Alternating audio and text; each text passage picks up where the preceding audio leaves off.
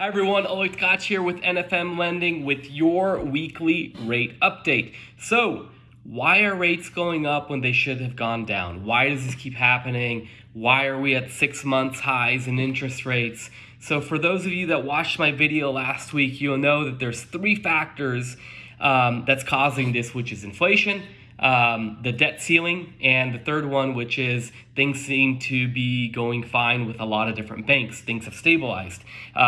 So therefore, this week, really, there's a lot of emphasis on the debt ceiling because it hasn't got passed. If the government defaults on their debt, which would be the first time ever, so really, in theory, the likelihood of this happening is very, very low, but it could happen. If that happens, treasury bonds, which people are purchasing, which drive the rate market up or down, they would default on payments, which means if you're an investor, why would you buy treasury bonds right now when the government could technically not pay you?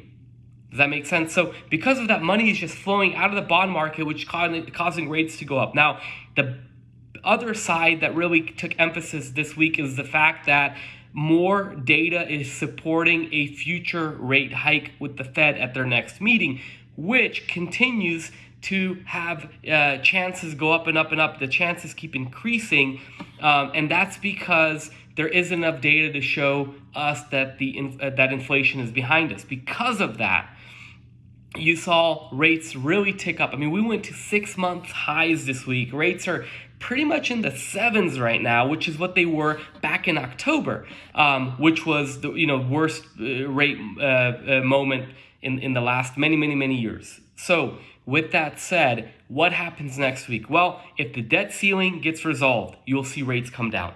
If it doesn't, you'll see them shoot up.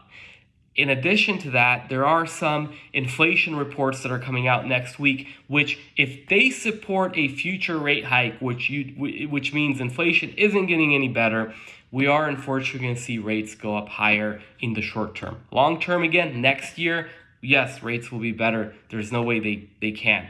Well, I guess anything could happen, but in theory, they should be coming down. It's an election year and everything else.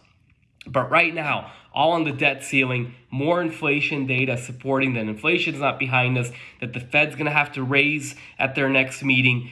That is really what's happening. And as we get closer to that debt ceiling deadline, where they're going to possibly default, the more volatility you're going to see in the market.